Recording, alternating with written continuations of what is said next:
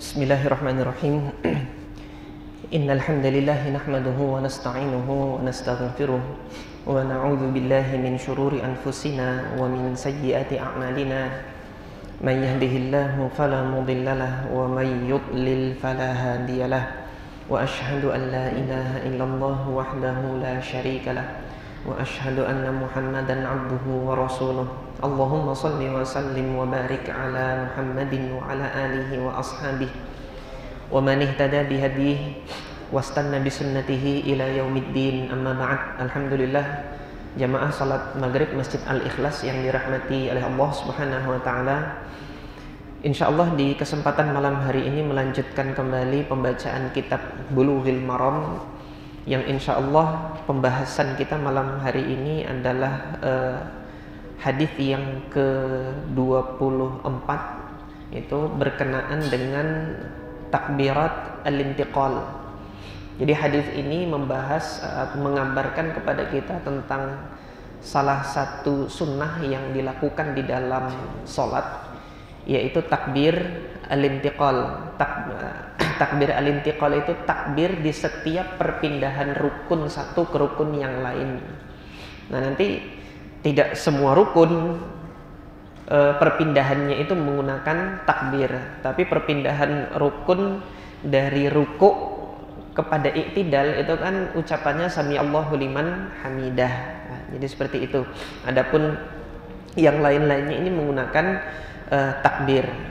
Nah, dasar sunnahnya adalah hadis ini, yaitu hadis yang ke-24 di dalam bab sifatis shalah, yang mana hadis ini diriwayatkan dari sahabat Nabi yang mulia Abu Hurairah radhiyallahu taala anhu oleh Al-Imam Al-Bukhari dan Al-Imam Muslim di dalam sahih mereka berdua. Redaksi hadisnya adalah sebagaimana berikut yang dikutip atau dinukilkan oleh Al-Hafidz Ibnu Hajar dalam Bulughul Maram. Qala Al-Hafidz Ibnu Hajar rahimahullah wa an Abi Hurairah radhiyallahu anhu, diriwayatkan dari Abu Hurairah radhiyallahu anhu qala, Abu Hurairah mengatakan, kana Rasulullah sallallahu alaihi wasallam idza qama ila sholati yukabbiru hina yaqum. Rasulullah sallallahu alaihi wasallam jika beliau itu berdiri hendak mengerjakan sholat, beliau itu bertakbir ketika beliau berdiri. Jadi sudah berdiri dulu baru kemudian Nabi mengucapkan takbir. Sudah sempurna berdiri baru Nabi mengucapkan takbir. Tidak sedari duduk kepengen sholat dari bawah sudah Allahu Akbar gitu baru kemudian berdiri, enggak. Tapi berdiri dulu, sudah pada posisi menghadap kiblat baru kemudian Nabi SAW bertakbir. Ini yang disebut dengan takbiratul ihram. Ihram itu berarti haram, mengharamkan. Ahrama yuhrimu, mengharamkan. Jadi takbir yang pertama ini mengharamkan segala aktivitas selain aktivitas sholat, sehingga dinamakan takbiratul ihram. Jadi nanti kalau aktivitasnya nggak terkait dengan sholat, seperti makan, minum, dan ini gerak-gerakan di dalam sholat kemarin sudah kita bahas, kalau gerakannya itu masih sedikit, aktivitasnya masih sedikit, dia belum sampai membatalkan sholat kalau memang dibutuhkan di dalam sholat. Sebagaimana Nabi kemarin pernah mengangkat cucunya, yaitu Umamah bintu Zainab bintu Rasulullah sallallahu alaihi wasallam pada saat Nabi sholat. Jadi diangkat, digendong, kemudian diletakkan, diangkat lagi, demikian. Hal tersebut menunjukkan gerakan yang memang diperlukan dan masih dalam batasan yang sedikit, dalam hal wajar, ini tidak membatalkan sholat. Nah, setelah takbiratul ihram ini, thumma yukabbiru hina yarka. Kemudian Rasulullah bertakbir lagi ketika Rasulullah ruku. Jadi dari posisi berdiri itu setelah membaca Al-Fatihah dan membaca surah, Rasulullah tunduk untuk ruku, beliau bertakbir. Sampai di sini sudah ada dua takbir. Yang pertama takbiratul ihram, yaitu takbir untuk mengharamkan semua aktivitas selain sholat sebagai penanda sudah masuk dalam ritual sholat. Kemudian takbir yang kedua ini adalah takbir perpindahan dari rukun qiyam kepada rukun ruku. Rukun berdiri itu qiyam kepada rukun ruku. Perpindahan dari dua rukun ini bertakbir lagi. Maka ini adalah takbir intiqal yang pertama. Takbir perpindahan rukun yang pertama setelah takbiratul ihram. Tsumma yaqul, kemudian Nabi mengucapkan sami Allahu liman hamidah hina yarfa'u sulbahu minar ruku'. Pada saat mengangkat tulang punggungnya, sulbun itu. Rasulullah mengangkat tulang punggungnya dari posisi ruku' ke berdiri lagi. Rasulullah mengucapkan sami Allahu liman hamidah hina yarfa'u sulbahu minar ruku'. Tsumma yaqul wa huwa qa'im. Nah, pada saat posisi Nabi itu sudah berdiri, Nabi kemudian mengucapkan Rabbana walakal hamdu. Nah, di sini dalam redaksinya Imam Bukhari membawakan dua jalur periwayatan. Ya. Jalur periwayatan yang pertama dari guru beliau Yahya ibn Abdullah ibn Bukair al-Misri. Redaksinya itu Rabbana lakal hamdu tanpa waw. Kemudian redaksi yang lainnya dari gurunya Imam Bukhari yang lain, yaitu Abdullah ibnu Salih. Redaksinya Rabbana walakal hamdu pakai waw. Nah, jadi di sini yang dikutip oleh Al-Hafidz Ibnu Hajar rahimahullah itu berasal dari versi redaksinya guru Imam Bukhari yang kedua tadi, yang namanya Abdullah ibnu Saleh, meriwayatkan dari Laits bin Sa'ad. Adapun redaksi yang lainnya juga oleh Al-Imam Al-Bukhari, tapi dari guru yang berbeda, yang namanya adalah Yahya ibn Abdullah ibn Bukair.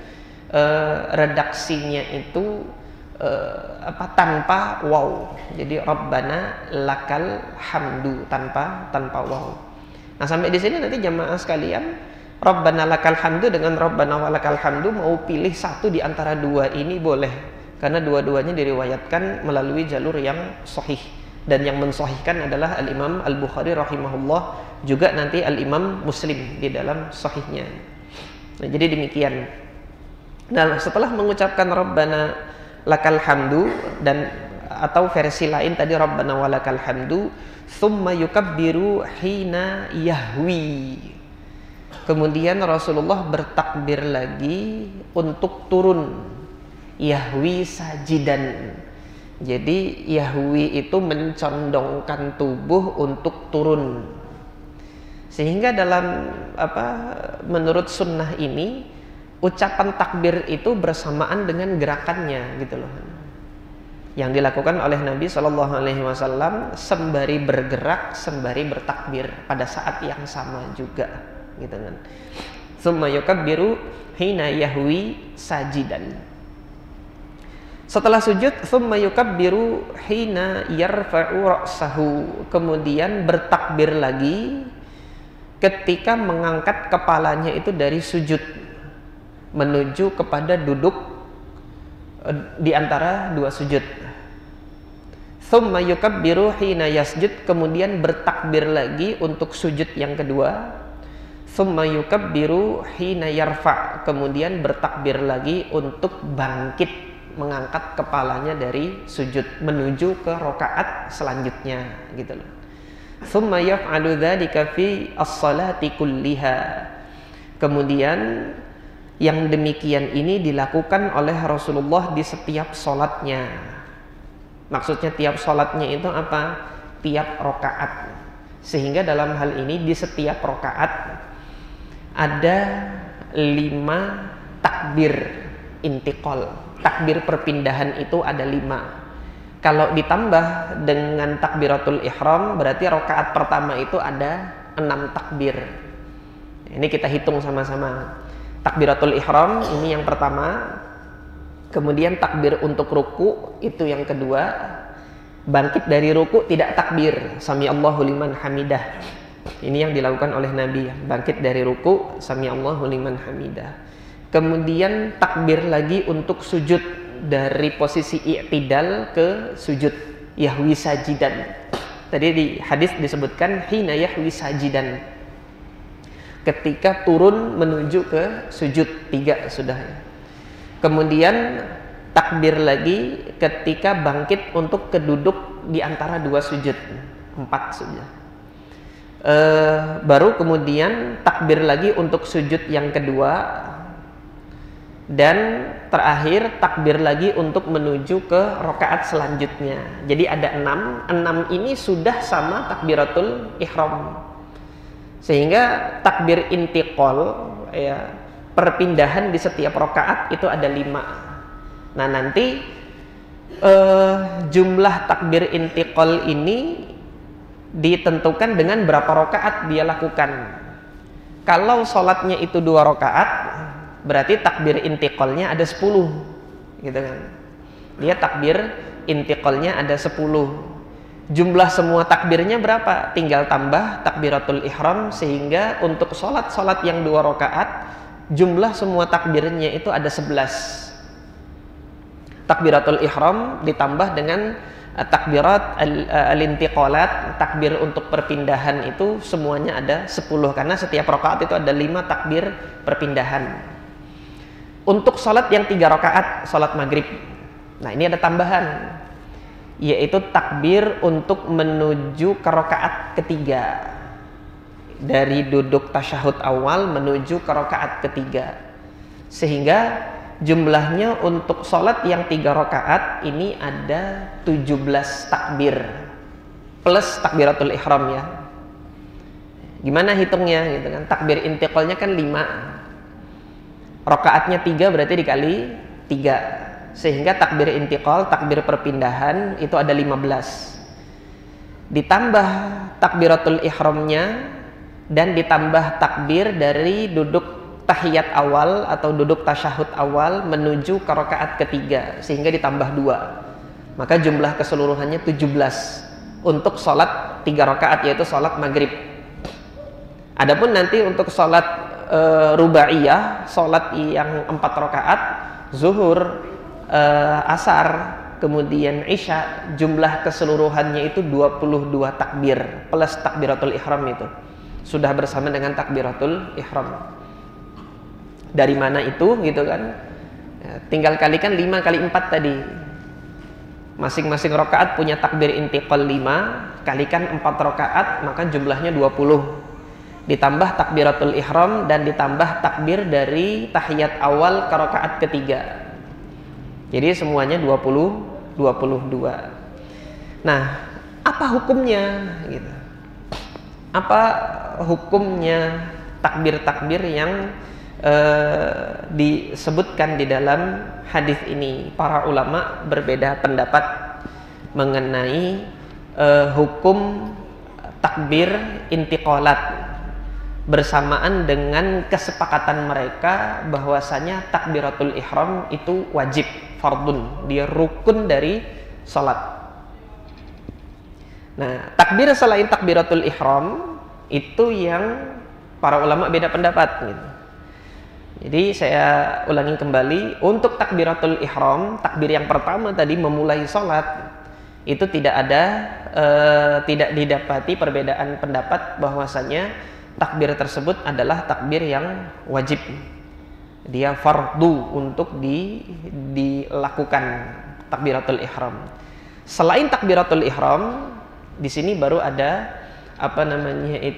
perbedaan pendapat di kalangan para ulama. Apa saja pendapatnya? Yang pertama, takbiratul intiqalat hukumnya itu adalah sunnah muakkadah. Jadi sunnah yang sangat dianjurkan dan tidak wajib. Kalau seorang muslim di dalam sholatnya pada saat berpindah ruku, bangkit, kemudian sujud, dia tidak bertakbir, sholatnya itu tetap sah. Hanya saja, gitu, dia mengalami kerugian, gitu. yaitu tidak dituliskan pahala bagi hamba tersebut. Ini adalah pendapat jumhur, mayoritas para ulama dari kalangan sahabat, tabi'in, dan kemudian atba'ut tabi'in, serta madhab yang 3 kecuali madhabnya Imam Ahmad bin Hanbal. Nanti Imam Ahmad bin Hanbal punya pendapat yang berbeda dalam takbirah al-intiqalat ini tadi.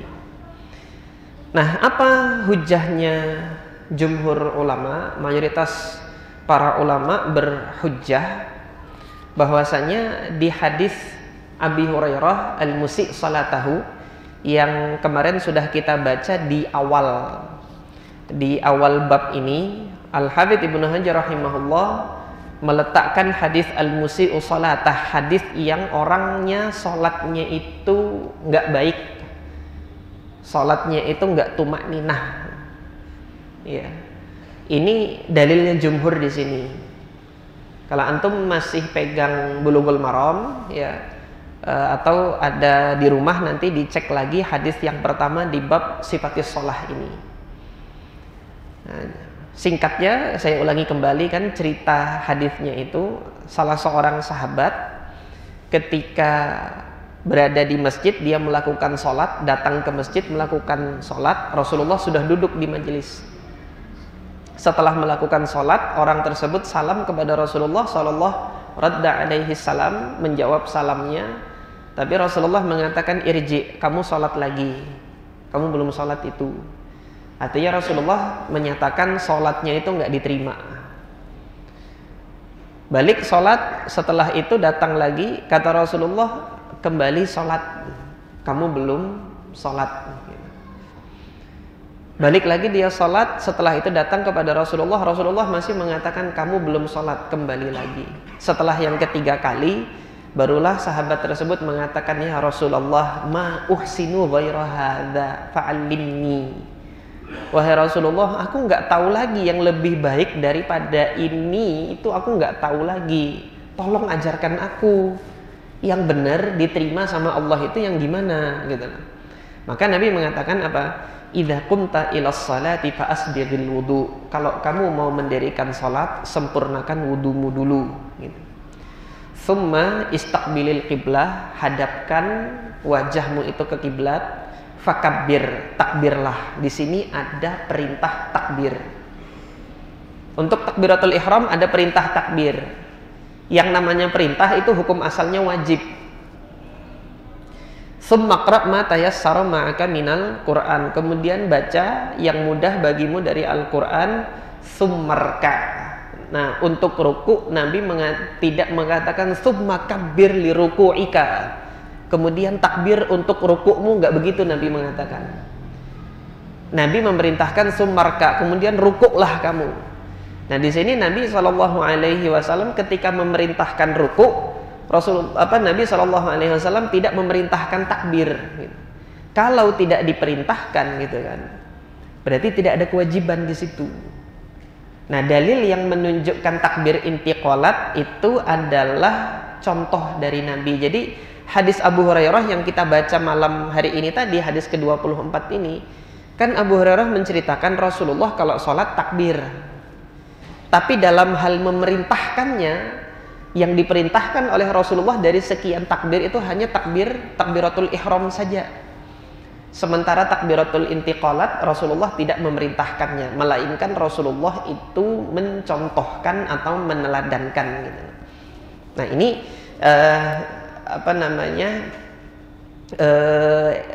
tingkatan hierarki dalil itu, yang paling kuat itu yang ada perintahnya secara lisan.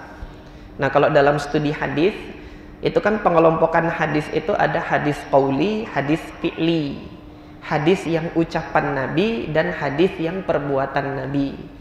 Kalau ditinjau nanti dari kekuatan hukum yang dihasilkan, urutan pertama yang paling kuat itu yang diperintahkan.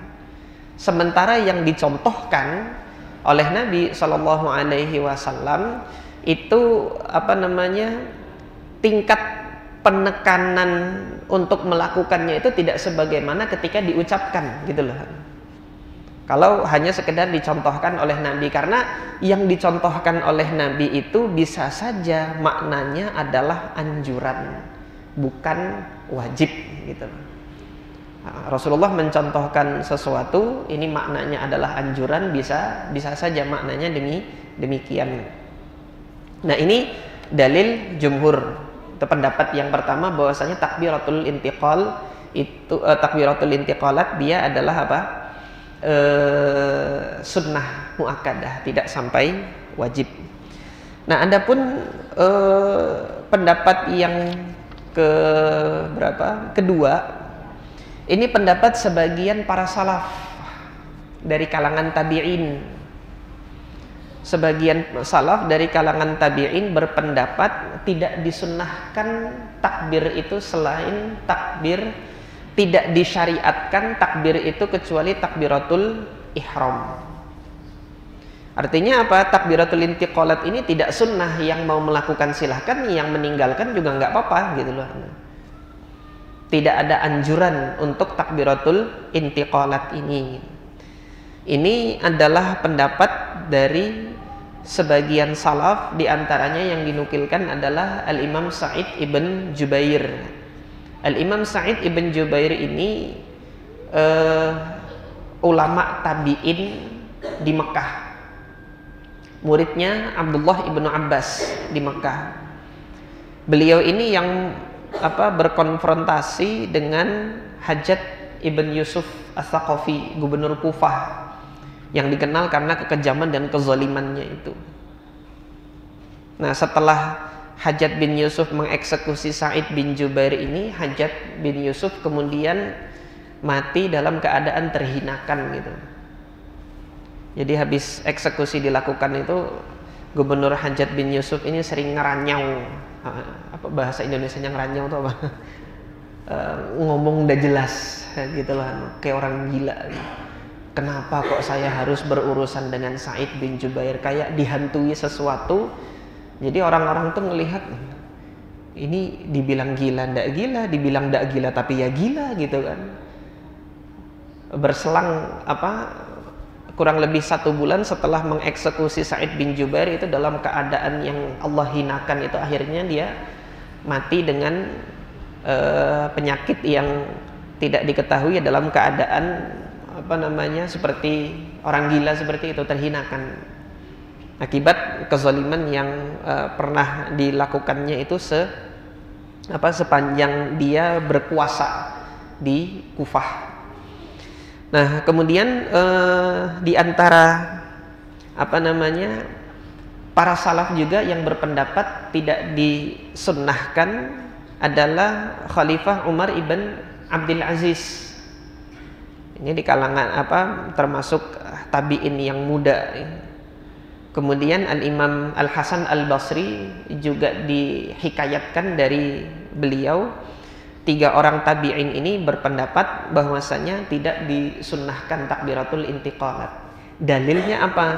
Hadis Abu Hurairah tentang al-musi' salatahu tadi, orang yang sholatnya itu buruk, yang diajarkan oleh Nabi suruh kembali lagi, baru kemudian Nabi mengucapkan kemudian kamu ruku.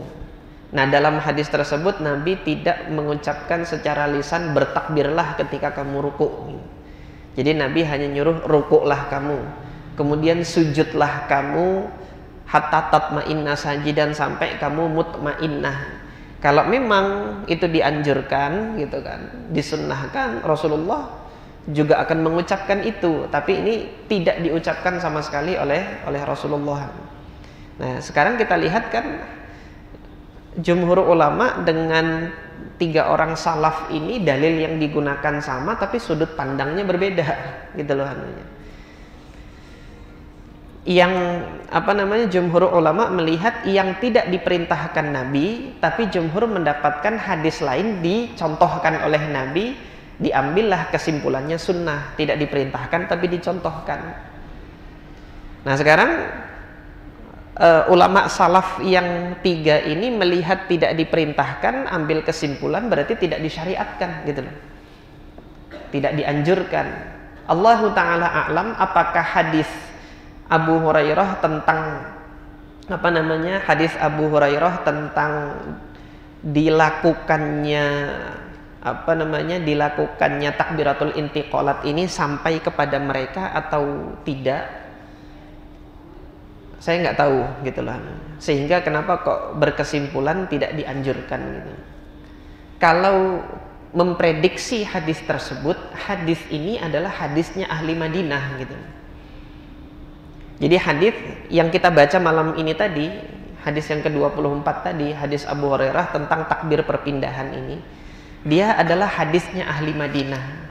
Maksudnya hadisnya ahli Madinah apa? Rangkaian perawinya ini adalah perawi-perawi Madinah gitu loh. Kita lihat sahabatnya siapa? Abu Hurairah. Abu Hurairah itu muftinya Madinah gitu. Setelah Rasulullah wafat, Abu Hurairah itu bermukim di Madinah sampai Abu Hurairah wafat di Madinah. Dan di masa Khalifah Muawiyah bin Abi Sufyan, Abu Hurairah itu berkali-kali diangkat menjadi gubernur pemimpin Madinah dan berkali-kali pula diturunkan. Jadi Abu Hurairah itu sering dengan Khalifah Muawiyah bin Abi Sufyan itu sering beda pendapat. Jadi pada saat Muawiyah lagi kesel gitu kan, udah turun aja kamu jadi gubernur gitu.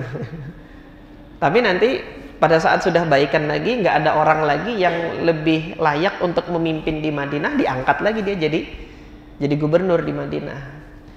Dan Abu Hurairah radhiyallahu taala anhu ketika menjadi gubernur di Madinah itu, kalau haknya tidak diberikan, beliau berbicara gitu loh. Dan ini riwayat ini yang seringkali disalahgunakan oleh para pembencinya Abu Hurairah. Itu kalangan Syiah Rafidhah yang nggak senang sama Abu Hurairah berupaya untuk mendiskreditkan, menyudutkan Abu Hurairah dan menjatuhkan karakter sahabat yang mulia ini. Dia memalingkan pemahaman asar yang menyebutkan bahwasanya Abu Hurairah itu kana idza a'ta Muawiyah sakat wa idza lam yu'ti takallam. Kalau Muawiyah memberi kepada Abu Hurairah diam. Wa idza lam yu'ti gitu kan. Kalau Muawiyah tidak memberi kepada Abu Hurairah, takallam, Abu Hurairah berbicara. Nah, redaksi riwayatnya begini gitu loh. Nah, sehingga karena memang sudah hasad, sudah benci sama Abu Hurairah, ini orang Syiah ini gitu kan. Dia mengatakan, wah ini Abu Hurairah nerima suap nih. Uang tutup mulut jarnya. Dibilang uang tutup mulut. Oh, ini akhirnya kan apa? Karakter kepribadiannya disudutkan, dihinakan gitu. Padahal yang diberikan oleh Muawiyah itu apa? Honornya beliau gitu loh. Artinya memang upahnya dia sebagai haknya beliau untuk menjalankan tugasnya di Madinah. Kalau haknya itu diberikan, ya sudah diam gitu kan. Ya antum yang kerja gitu kan sama atasannya. Kalau sudah dikasih gaji kan ya diem-diem aja, adem aja gitu. Tapi kalau gaji bulan ini nggak dikasih, tanya gaji saya mana gitu loh. Nah Abu Hurairah begitu gitu kan. Tapi dipahami oleh sebagian besar malah. Jadi riwayat ini salah satu senjata yang digunakan untuk menjatuhkan karakternya Abu Hurairah radhiyallahu taala anhu. Nah, kembali ke yang saya sampaikan tadi, bahwasanya hadis ini adalah hadisnya orang Madinah. Abu Hurairah ini di Madinah mendedikasikan ilmu, menyebarkan ilmunya itu di Madinah. Yang menerima hadis dari Abu Hurairah ini juga faqihnya Madinah, namanya Abu Bakar ibn Abdurrahman ibn al-Harith. Untuk hadis ini, hadis yang ke-24 ini, Al-Imam Az-Zahabi mengatakan Abu Bakar bin Abdurrahman ibn al-Harith ini satu dari 7 ahli fikihnya Madinah. Jadi ada beberapa versi yang menyatakan 7 ahli fikih Madinah itu siapa-siapa saja gitu. Artinya sampai ke generasi tabi'in hadis ini masih di Madinah ya. Kemudian siapa yang mengambil dari Abu Bakar ibn Abdurrahman, yang mengambil dari Abu Bakar ibn Abdurrahman ibn al-Harith ini, yaitu Al-Imam Muhammad ibn Muslim ibn Shihab Az-Zuhri. Ini gurunya Imam Malik yang menjadi poros periwayatan di Madinah. Jadi kebanyakan hadis-hadisnya ahli Madinah itu terkumpul berporos di Al-Imam Muhammad ibn Muslim ibn Shihab Az-Zuhri, faqihnya Madinah. Al-Hafidz Ibnu Hajar itu mengatakan al-muttafaq ala jalalatihi wa itqanihi. Para ulama hadis itu sepakat bahwasanya beliau itu memiliki jalalah, kewibawaan, keagungan, dan itqan, penjagaan yang kuat, hafalan yang kuat terhadap hadis-hadis Nabi. Dan beliau tabaqatnya sighar tabi'in yang junior. Sampai di sini masih di Madinah. Nah, Al-Imam Muhammad ibn Muslim ibn Shihab Az-Zuhri ini, beliau itu fase masa hidupnya itu bermukim di 2 tempat. Periode awalnya beliau itu di Madinah, sehingga banyak murid-muridnya itu yang adek suaranya, adek nggak dengar nih. Adek suaranya di ini kan ya, tenang suaranya. Silahkan sholat tapi suaranya jangan ditinggikan. Sampai mana tadi? Sampai siapa? Imam Muhammad ibn Muslim ibn Shihab Az-Zuhri. Beliau menyebarkan hadis-hadisnya di Madinah pada periode masa hidupnya. Nah, nanti di periode kedua dari masa hidupnya beliau berpindah hijrah mukim di Elia. Di Elia itu di Yerusalem. Nah, jadi nanti yang mengambil hadis dari Imam Muhammad ibn Muslim ibn Shihab Az-Zuhri ini ada banyak perawi atba'ut tabi'in di Madinah dan ada atba'ut tabi'in yang berada di Syam, Yerusalem, di Elia. Nah, untuk hadis ini, hadis tentang takbir intiqal ini yang mengambil dari Muhammad ibn Muslim ibn Shihab Az-Zuhri ini adalah perawi di Elia. Namanya adalah Al-Imam Uqail ibn Khalid Al-Aili. Al-Aili itu nisbat kepada kota Elia, nama Yerusalem dulu gitu loh. Kota Elia. Nah, dari siapa? Perawi yang namanya Uqail ibn Khalid ini tadi Al-Aili, hadis ini kemudian dibawa ke Mesir oleh Imam Laits bin Sa'ad. Dibawa ke Mesir. Jadi kalau nanti antum lihat kan petanya Yerusalem itu adalah pintu masuk dari wilayah Hijaz, Jazirah Arab itu. Kalau mau ke Mesir dari jalur darat itu lewatnya adalah lewat Yerusalem, lewat Damaskus gitu loh. Lewat wilayah Syam untuk melewatinya. Nah, kalau mau lewat laut, jalurnya adalah jalur Laut Merah gitu. Nah, ketika kita lihat nanti memprediksikan proses transmisi perjalanan hadisnya ini dari Madinah itu dibawa ke Elia oleh Imam Muhammad ibn Muslim ibn Shihab Az-Zuhri ini. Nah, nanti dari Elia dibawa ke Mesir oleh siapa? Al-Imam Laits bin Sa'ad.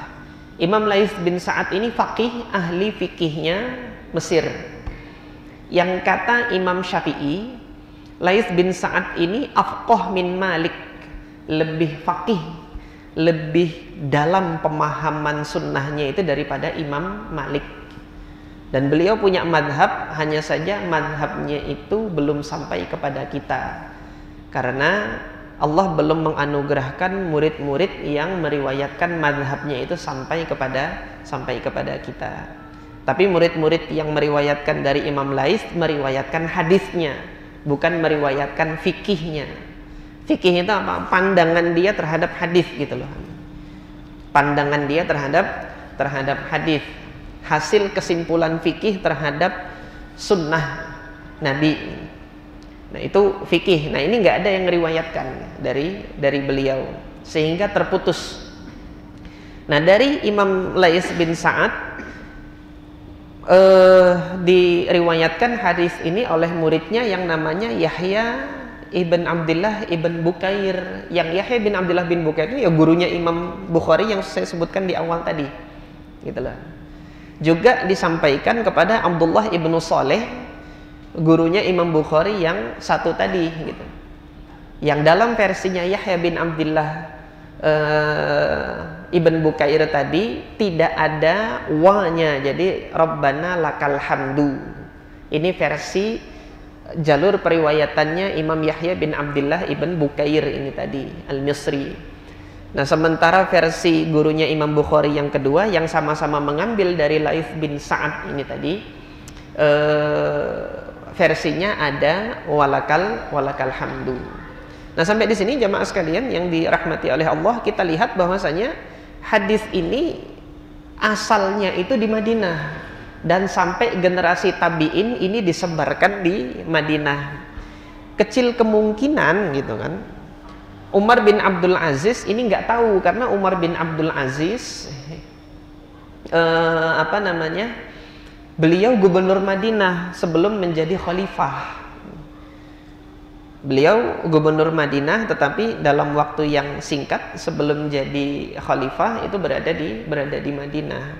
Nah kalau misalnya Al-Imam Al-Hasan Al-Basri gitu kan, yang berpendapat tidak disunnahkan tadi, boleh jadi hadis ini nggak sampai ke Basrah gitu kan. Kalau kita lihat tadi perjalanan hadisnya itu dari Madinah ke Elia ke Mesir. Jadi di mana kalau di peta itu dia jalannya itu ke barat, perjalanan ke barat. Nah sementara wilayah Basrah dan Kufah ini timur, dia ke arah timur gitu. Sehingga kalau misalnya Imam Al-Hasan Al-Basri berpandangan tidak disunahkan, adalah suatu kewajaran, mungkin saja hadisnya nggak sampai ke Basrah gitu loh di masa itu. Nah kemudian tadi Imam Sa'id bin Jubair. Nah Imam Sa'id bin Jubair beliau kan di Mekah. Aslinya Imam Sa'id bin Jubair itu Kufah, karena di Kufah itu berkonfrontasi bermasalah dengan Hajjaj bin Yusuf, kabur gitu. Beliau melarikan diri dari Kufah, berlindung di Mekah gitu loh. Nah kalau antum lihat posisi geografisnya Mekah, dia berada di selatan, berada di selatannya berada di selatannya Madinah. Nah disinyalir, diperkirakan juga boleh jadi hadis ini yang nggak sampai ke Kufah, tidak sampai pula ke Mekah. Allahu taala a'lam gitu kan. Karena yang meriwayatkan ini adalah para perawi Madinah. Kalau antum lihat posisi Madinah itu di utara Mekah. Tapi yang jelas gitu kan, ini butuh penelitian gitu loh. Kalau mengatakan kenapa kok sebagian salaf ada yang berpendapat bahwasanya takbir intiqalat itu tidak disunnahkan gitu loh. Dugaan sementara boleh jadi itu hadisnya nggak sampai ke mereka. Hadis takbir intiqal ini belum sampai ke para salaf yang berpendapat demikian. Sementara kita lihat jumhur ulama itu kan yang berpendapat disunnahkan itu semuanya adalah generasi atba'ut tabi'in. Yang berpendapat di mazhab 4 itu kan generasi atba'ut tabi'in ke bawah gitu kan. Semuanya berpendapat bahwasanya disunnahkan, bahkan Imam Ahmad bin Hambal berpendapat wajib. Artinya menunjukkan bahwasanya ada amalan takbiratul intiqalat ini. Nah, ini pendapat yang ketiga yang belum kita sebutkan tadi, bahwasanya takbir intiqal itu hukumnya adalah wajib. Ini pendapatnya Imam Ahmad ibn Hambal rahimahullahu ta'ala. Apa dasar hujjah atau dasar dalilnya Imam Ahmad ibn Hambal? Dasar dalilnya Imam Ahmad bin Hambal adalah hadis sallu kama ra'aitumuni usolli. "Sholatlah kalian sebagaimana kalian melihat aku sholat," kata Nabi. Jadi apapun yang disaksikan oleh para sahabat ketika Nabi itu sholat, itu hukumnya wajib, gitu loh. Dalam pandangan madhabnya Imam Ahmad ibn Hanbal. Nah, metode yang demikian inilah yang memberikan spirit, semangat di dalam kitab sifat sholat nabinya Syekh Muhammad Nasiruddin Al-Albani, gitu loh. Makanya kalau antum baca kitabnya Syekh Muhammad Nasiruddin Al-Albani, antum jarang dapat istilah-istilah ini sunnah, ini wajib gitu di kitab tersebut, jarang. Kenapa? Pokoknya Nabi begini gitu kan. Sifat sholat Nabi diriwayatkan, hadisnya ada, beritanya ada, Nabi begini. Jadi jarang. Yang saya dapati di dalam kitab sifat sholatnya Syekh Albani itu menggunakan istilah para fuqaha, wajib, sunnah, kemudian namanya makruh. Ini jarang saya dapati gitu. Nah, ketika ada diriwayatkan dengan jalur yang sahih, Nabi begini-begini, sudah lakukan itu gitu loh. Sudah lakukan itu. Nah, cara pandang yang demikian ini menurut hemat saya ada pengaruh dari madhab Hambali gitu. Di dalam apa? Di dalam sifat salat di dalam kitab sifat salatnya Syekh Muhammad Nasiruddin Al-Albani. Nah, kemudian juga kalau masih habis sudah waktunya. Jadi kitab sifat salatnya Syekh Muhammad Nasiruddin Al-Albani ini, meskipun kalau antum membaca di muqaddimahnya itu Syekh Muhammad Nasiruddin Al-Albani itu mengajak gitu kan, menyeru kepada kaum muslimin itu untuk tidak bertaklid kepada mazhab tertentu. Nanti beliau ada membawakan nas atau perkataan para ulama mazhab untuk tidak bertaklid kepada mazhab tertentu gitu. Nah, sehingga sebagian kaum muslimin nanti ada yang memahami bahwasanya bermadhab itu nggak boleh gitu loh. Terus dipahami bermadhab ini terlarang dan lain sebagainya gitu kan. Dan ini nanti disuarakan di beberapa majelis yang lain, tapi secara lisanul hal gitu kan. Secara lisanul hal itu maksudnya apa? Fakta yang ada, kitab sifat sholat Nabi ini ada pengaruh madhab tertentu di situ gitu loh. Salah satunya tadi pengaruh madhab Imam Ahmad ibn Hanbal tentang cara pandang bahwasanya apa yang sudah benar dari Nabi itu wajib gitu kan. Tadi Imam Ahmad sudah mewajibkan gitu kan, pandangannya demikian. Kemudian kedua, warna yang saya dapati di dalam kitab sifat sholat nabinya Syekh Nasiruddin Al-Albani, ada warna madhab Hanafi juga di situ. Di mana warna madhab warna madhab Hanafi? Madhab Hanafi itu cenderung kalau ada pertentangan dalil, yang diutamakan itu nasikh dan mansukh dicari dulu, kalau tidak dilakukan tarjih, dikuatkan gitu loh. Mana yang kuat. Nah, sehingga adapun jumhur ulama ketika terjadi pertentangan dalil itu biasanya diupayakan untuk dikompromikan dulu gitu kan. Ini bisa dikumpulkan atau enggak dalil itu. Nah, Syekh Muhammad Nasiruddin Al-Albani itu lebih sering menguatkan gitu. Sehingga kalau ini hadis enggak kuat, yang digunakan yang kuat. Seperti yang gerak-gerak ini. Beliau menguatkan yang gerak-gerak gitu kan, yang tunjuk dilemahkan, turun lutut duluan atau turun tangan duluan. Beliau menguatkan yang turun tangan duluan, yang turun lutut tidak dikuatkan, sehingga yang diambil itu yang turun tangan duluan. Metode yang seperti ini warna mazhab Hanafi. Nanti kalau saya keliru tolong diluruskan. Yang saya tahu dari madhab Hanafi, caranya itu begitu gitu loh, cenderung mencari yang kuat. Nah, kalau dilihat dari mana kok Syekh Nasiruddin Al-Albani itu ada warna madhab Hanafinya dalam metodologinya itu. Beliau kan di Albania. Albania itu wilayahnya Turki Utsmani madhabnya itu Hanafi gitu loh. Jadi apa namanya, kalau kita berbicara tidak bermadhab dalam hal metodologi itu susah untuk keluar dari metodologi madhab tertentu. Masih ada warna madhab yang memberikan pengaruh terhadap hasil pemikiran fikih seseorang itu. Demikian mungkin yang bisa kita pelajari dalam kesempatan malam hari ini, mudah-mudahan bermanfaat. Aqulu qouli hadza wa astaghfirullah li wa lakum, subhanakallahumma rabbana wa bihamdika asyhadu an la ilaha illa anta astaghfiruka wa atubu ilaik. Assalamualaikum warahmatullahi wabarakatuh.